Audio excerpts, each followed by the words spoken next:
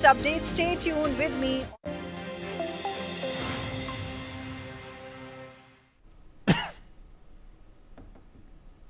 Welcome back. I'm Uday Pratap Singh. You're joining us on NewsX. Breaking news coming in top of the hour. Ambuja Cement Limited and ACC Limited have become the first Indian cement companies to receive validation from the Science Based Targets Initiative for their net zero emission targets. The validation by SBTI confirms that the company's near-term climate targets are to be met by 2030 and their long-term net zero goals for 2050 are aligned with climate science and the Paris Agreement's 15-degree target. Now, this approval enables Ambuja Cements and ACC to comply with the Indian government's carbon credit trading scheme and participate in the global carbon market as well. The Science Based Targets Initiative is the world's only framework for corporate net zero target setting based on climate science. The two companies have said they will focus on direct decarbonization now of operations and onset any residual emission in line with SBTI's guidelines. Sambhav Sharma is joining us for more on this story. Sambhav, approvals have come in for these two companies. Give us more details. Yes, Uday. Adani Cement, which includes Ambuja Cement and ACC, is the 9th largest cement manufacturer in the world with over 100 million tons of installed capacity. And now the Ambuja Cement and ACC have become the first Indian cement companies to receive this validation from the Science Based Target Initiative, which is also called worldwide known as SBTI, for the net zero emissions targets as per the press release issued by the Adani Cement. This validation by SBTI confirms that the company's near-term climate target be met by 2030 as per the Paris Agreement, and also aligned with the climate science according to the particular Paris Agreement of 2015, as per which the target should be 1.5 degrees Celsius. And also this approval enables Ambuja Cement and ACC to comply with Indian government carbon credit trading scheme and participate in global carbon markets. And also, let's also talk about this Science-Based Target Initiative. It's the world's only framework for corporate net zero target setting based on climate science. And these two particular companies, Ambuja Cement and ACC, said that they will focus on direct decarbonization of operations and offset any residual emissions in line with SBTI, this particular Science-Based Target Initiative guidelines. All right, more breaking news now coming in this hour. United States President Donald Trump has hosted Pakistan Army Chief Asim Munir for lunch at the White House, with both sides using the meeting for a PR push, even as White House is yet to release an official statement on the meeting. In an embarrassing moment for Pakistan, White House Deputy Press Secretary Anna Kelly said the meeting took place after Munir rallied for Trump to be nominated for a Nobel Peace Prize for stopping a nuclear war by mediating between India and Pakistan. The Pakistan Army, though, has released a statement claiming the meeting pushed for a trade agreement between the two countries, and both sides held talks on continuing cooperation on counter-terrorism. President Trump, on the other hand, reiterated his claim of brokering the India-Pakistan ceasefire shortly after PM Modi asserted that all talks between India and Pakistan had been bilateral with no third-party negotiations. Well, remember, he said this in that phone call to Trump yesterday. Meanwhile, of course, Donald Trump has said that Asim Munir, like Narendra Modi, had an influential role in stopping the war from the Pakistani side. Joining us at this point is Ambassador Veena Sikri, former diplomat. We also have Sumit Peer, political commentator, live with us. Major General Rajan Kochar, defense expert, is with us live. Gautam Mukherjee, senior journalist, also is joining the broadcast. Let me make a start with you first. Major General Kochar, what do you make of this meeting between Munir and Trump? We are hearing that Munir made a big push for Donald Trump to be given the Nobel Peace Prize. Perhaps that's what allowed for this meeting to take place in the first instance. Also, interestingly, the Pakistan Army making all sorts of claims. The U.S. has not spoken about this meeting at all. Thank you, Uday. Actually, I'm amused that Pakistan can have a say in getting Trump a Nobel Prize. I think it's a farcical thing, and uh, the Munir does not have that kind of a standing or any kind of overreach to make Trump get a Nobel Prize. But at the same time, I would like to add that this is a important development, considering the Iran and the Israel war is on, and United States is searching for options now to corner Iran. And I won't be surprised if you remember 1979, when this Soviet occupation of Afghanistan was there. And at that time, Ziaul Haq was there, and the way Americans got into Pakistan, and they established a base there, and Pakistan was helpful in raising Taliban that time against the Mujahideens. And a kind of a repeat situation seems to be coming about, because I don't see Trump doing anything without a reason. A second reason is, what I'm given to understand is that this meeting was not arranged through diplomatic channels. This meeting has been arranged, if you remember, some time back, there was a news about the crypto deal between Pakistan and US, one of the US companies. And this was to happen, or it is going to happen, in Balochistan. And that also becomes a very, very interesting thing to note, because Balochistan has a border with Iran, and Sista Balochistan area, almost 909 kilometers odd border is there. So Pakistan can definitely make a difference. Pakistan is, I would say, extremely fortunate that Pakistan's location is of very geostrategic importance, not only from the Arabian Sea, but also bordering Iran and Afghanistan. And this is a very, very interesting development. And one last point I would like to add here is, if you remember, at the time of Operation Sindoor, America was only talking to General Munir. It was not talking to Shahbaz Sharif. So America knows who calls the shots in Pakistan, and that is why General Munir has been given this kind of a status to be dined in by the President of the United States, which possibly many head of states do not get that a kind of a preferential treatment which we are seeing Munir getting. So he's definitely into the circles. And one thing more I would like to add, that Pakistan Army and the United States have had very close relations over the years. If you remember, during Imran Khan's time also, when Imran Khan supposedly spoiled his relations with the Biden administration, the Pakistan Army was still on good terms with the Americans. So Americans have always maintained that it is the military leadership in Pakistan which needs to be addressed all the time, and the political leadership in Pakistan doesn't matter. So I feel there is going to be a bargain to it, and this closeness we saw when the FATF Pakistan was removed from the FATF grey list. Pakistan was given concessions by the IMF.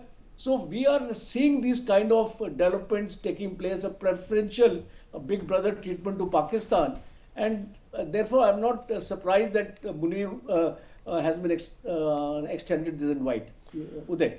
All right, let me get in Gautam Mukherjee also. Gautam, now we are being told that, from the Pakistan Army side, although, as I said earlier, the White House has not commented on this meeting after its conclusion at all, that, trade was discussed, cryptocurrency was discussed amongst other issues. One wonders, what is Asim Munir's locus standi on those issues? What is the Pakistani military's locus standi on the trade deal between Pakistan and America or cryptocurrency as well? This would raise many eyebrows, wouldn't it, Gautam? Given the fact that this meeting actually now becomes the first meeting for a Pakistan Army chief at the White House without the presence of any one from the civilian government of the Pakistani dispensation. I think, Uday, that this is recognition of the de facto head of state. As in the Musharraf days, when he also met the president, this is a second instance in which the present head of the armed forces of Pakistan is considered the de facto ruler by the US.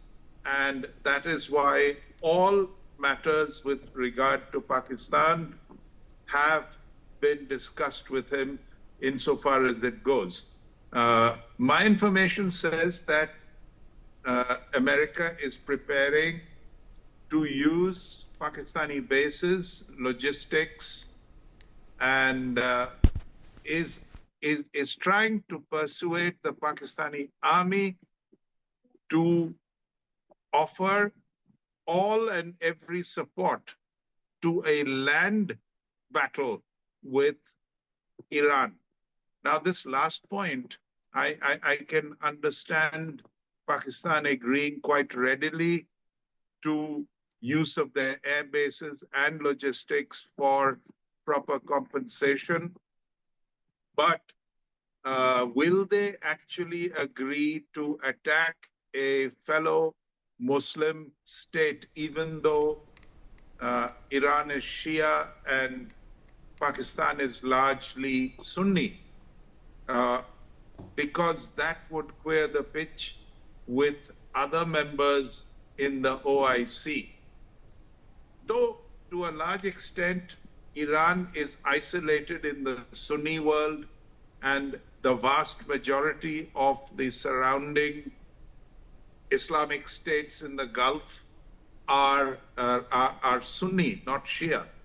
So it is an interesting position to be put in and a decision to be taken on the part of Pakistan. The other effort is to try and draw Pakistan away from China's close embrace by offering it armaments and so on from America, along with financial aid.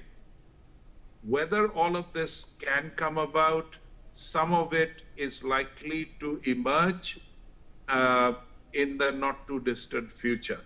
Uday. Okay, more guests, in fact, joining us now. I believe Ambassador Veena Sikri and Sumit Peer also with us. Ambassador Sikri, coming to on this meeting.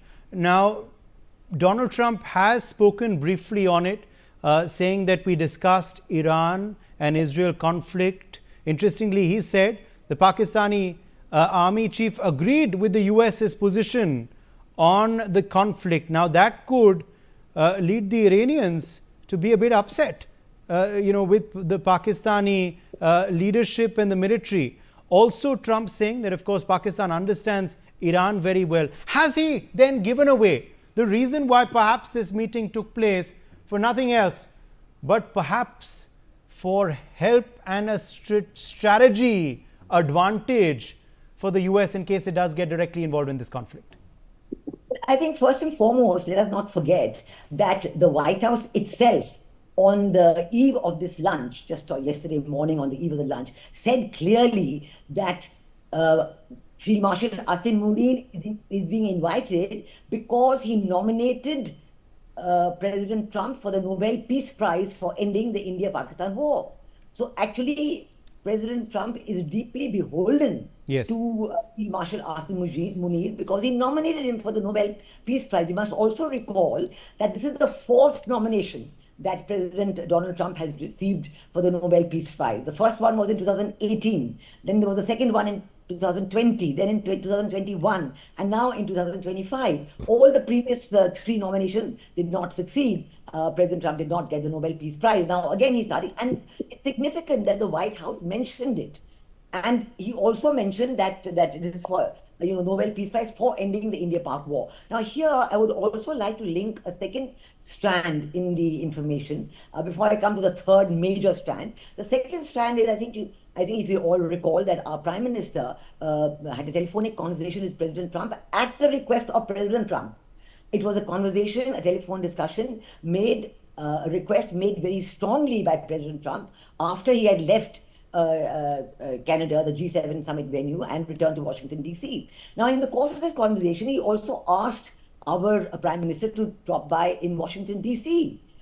And clearly knowing that Field Marshal Asim Munir is going to be there, I think President Trump was trying to carry forward his, weeks-long, months-long determination in his own mind that he is the one who ended the India-Pakistan war. And it is very significant that our Prime Minister was so categoric, so forcefully and unprecedentedly categoric in what he told President Trump, absolutely unequivocal, that there was absolutely no attempt at mediation, there was no trade deal. In fact, after the first telephone conversation when President Trump called our Prime Minister after 22nd April, after the Pahalgam terror attack, and he condemned the terror attack, there was no other discussion with President Trump till yesterday. Yesterday.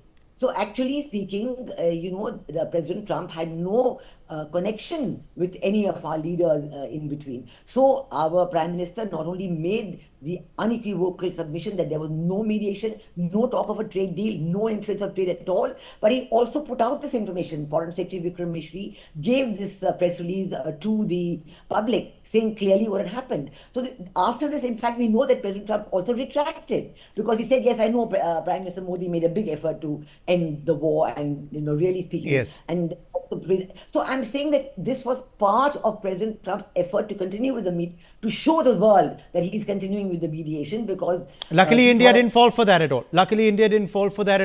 It is also exposed how in Pakistan Shehbaz Sharif is just a puppet. He's been completely left out of Trump's latest statements, where Trump, of course, has given all the credit to Munir in Pakistan and Modi in India in these statements that you're referring to, Ambassador Sikri. Okay, Sumit Peer also with us now. Sumit Peer, what is your interpretation of this meeting that has taken place, these comments from the White House spokesperson saying that this invite only happened because Munir recommended President Trump's name for the Nobel Peace Prize? He's a businessman first and then a politician. Clearly the quid pro quo here has been exposed by the spokesperson. The meeting only happened because of this Peace Prize nomination, Sumit. Yet, of course, Pakistani army trying to give their own spin to it. Uday, thank you very much for having me on your show. Good question. Look, Uday, Munir was there for last few days. He was nowhere to be seen. He was cooling his heels in fourth season. And out of his hotel room, there were a lot of people crying Pakistaniyon ka qatil and all kind of things against him. So what for a show saver, the Shajid Hara, the Pakistani mole in America, tried to organize a diaspora, so-called a diaspora meeting with 20-30 Pakistanis there, just trying to imitate Prime Minister Modi. But, there's no level there. Now, what happened is, look, the things became very hot when President Trump left G7.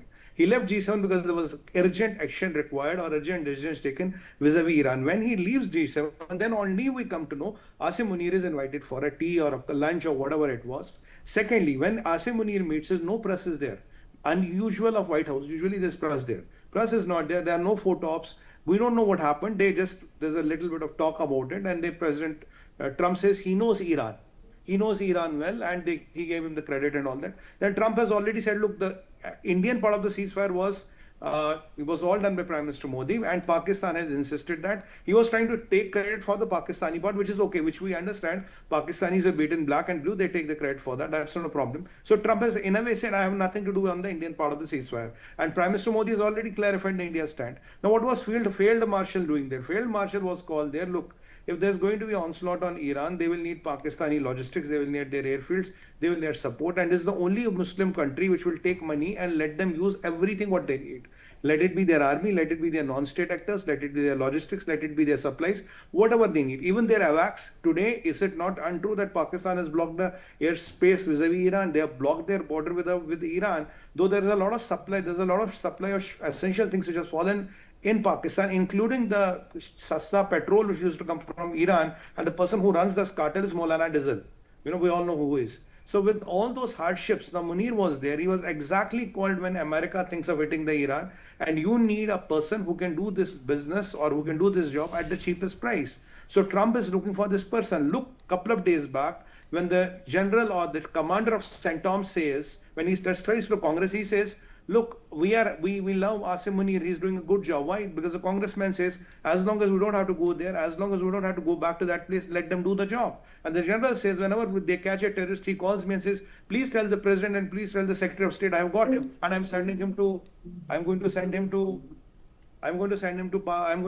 to Pakistan as soon as possible. So when you are this kind of a person who is ready to do everything and anything for this, I think this meeting is for that perspective. This meeting is they want him to do the dirty work for Pakistan. And look, Uday, look at the economy of Pakistan. Whenever there has been a regional war, then only economy has boomed. Pakistan is a dire state. Trump knows Munir is the only person who literally holds the keys to the throne. He is a person who is unelected leader of Pakistan, unelected and unelectable leader of Pakistan. Now, being a field marshal, he will not retire. You cannot court martial him. You cannot throw him out of the gear. So what is the relevance of Shahbaz and all? If you have to talk something, come and talk to this man, and this man can deliver things for you. That is what he is being there for. I think the main mission is they want to use him against Iran. They want him to do a lot of dirty work, and that was always their objective, because the air base in Gwadar and the port in Gwadar is what they will essentially need. And if you look at Fardo, even one B2 with one GB57 cannot do the job. You will need a couple of them. That is out in the open media. And if I quote you an American publication 2 hours back, if you want, I can take the name. If you want, I will not take the name. They have said that it is privately Trump has approved strike on Iran's nuclear facility. The only facility which is intact is Fardo now. Fardo, it will be stricken. So in that context, the need of Asim Munir is there. The need of Pakistan is there. When you need somebody to do the paid jihad, who else is in the world you will get? Cheap, sasta, sundar, tikau, paid jihad is done by Pakistan. And that is why you need the person who is doing there. In the process, few thousand Pakistanis might get killed. Army men or non-state actors. In Pakistan, you have abundance of both. And let's not forget one factor, Uday, that is Jaish-e-Adal. Jaish-e-Adal is very active in that region. Jaish-e-Adal takes all the directions from ISI. Jaish-e-Adal has eliminated a lot of people from IRGC. And even if you go to 4th April 2025, they eliminated 16 of their men. So what does America need? They need Pakistani army, they need support, and they need organizations like Jaish-e-Adal, which are controlled by ISI, which are controlled by Munir. And over and above that, Munir has good intelligence in the Middle East. If you look at Houthis, if you look at Hezbollah, ISI is everywhere. A second tier of intelligence, people on the ground, and the good part of it is, as many Pakistani army people may die, or as many non-state actors, technically, Kirai ke Jihadi may die, there will be not a mention of that. This is a country where they will not even declare Yes. they're dead. They will bury and dismantle their dead. It's So just that very is what naughty. America wants. That's what suits Yes. the narrative. Yes. America does not want body bags. If somebody else can take them, why Okay, not? Ambassador Sikri also coming in. Let's allow. Yes, Ambassador Sikri. Yeah, I want to bring in one point. I want to say that we already have evidence that Pakistan is allowing, as of today, as of many days, allowing its airspace to be used by American intelligence aircraft. So American intelligence aircraft are already there exactly for that Fordo nuclear base. That's what Israel wanted to charge. But I also want to point out here that Pakistan once again is two-timing America, once again, as always, because we also know that a few days ago, Supreme Leader Khomeini of Iran made a statement saying that, Asim Munir, Pakistan, has promised me that he will nuclear bomb Israel if Israel dares to attack Iran. Now look at that. He had already made a promise to Supreme Leader Khomeini that he's going to nuclear bomb Israel. And the true timing of Pakistan is coming out again and again and again. But Pakistan is very much part of the American planning, and they have already allowed them to use the aircraft. And land attack, I do not know if that will be feasible or not. And But that's something that suddenly- the Iranian leadership must see. Yes, they must say that. And Pakistan is always able to get away with this two timing, which should be exposed always, everywhere to the world. They are no Just one's like friend. Bin Laden. Sumit Peer, The they are second no case- one's friend, clearly.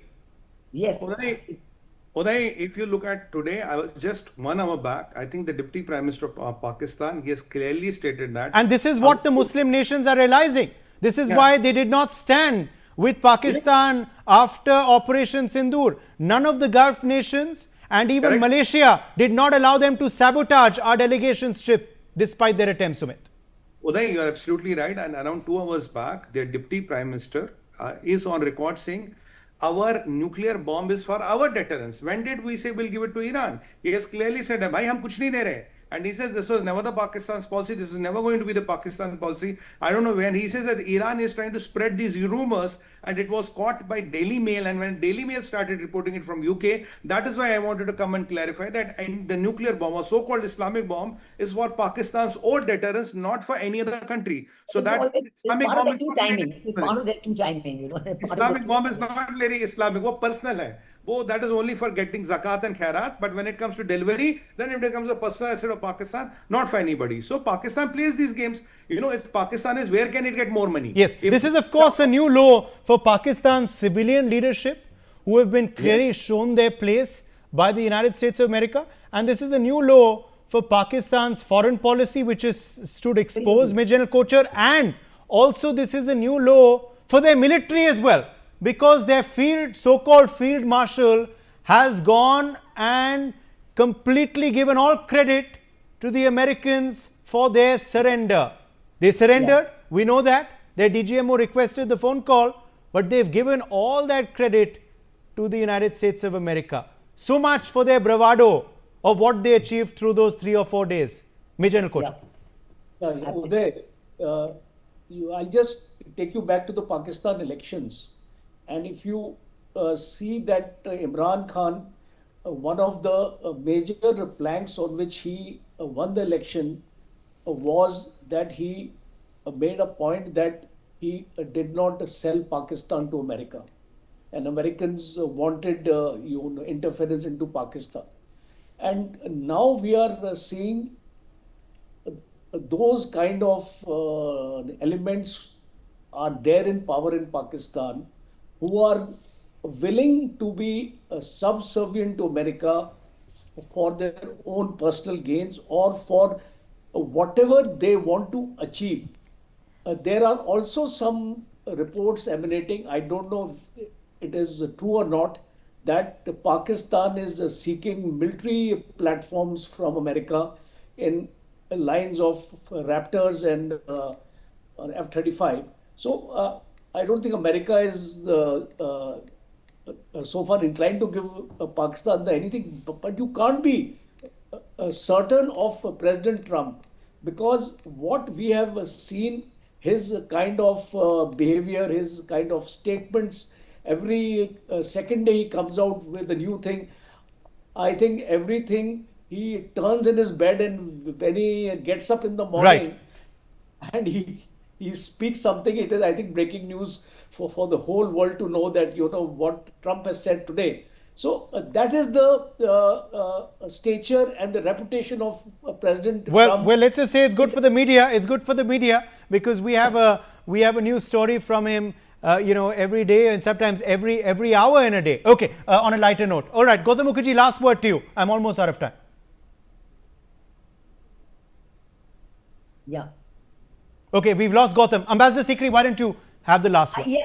I would like to say that I think we must go full steam ahead, and I'm very glad you're doing this program, because we must go full steam in exposing Pakistan for what it's doing. It's two-timing Iran. It's kowtowing to President Trump by offering him the nominating him for the Nobel Peace Prize. And number 3, the fact that they were at their wits' end because of the attack on 7th of May and 10th of May by the Indian Armed Forces, that they ran, the DGMO pleaded for a ceasefire with ours, and we, from our side, we have not ended Operation Sindoor.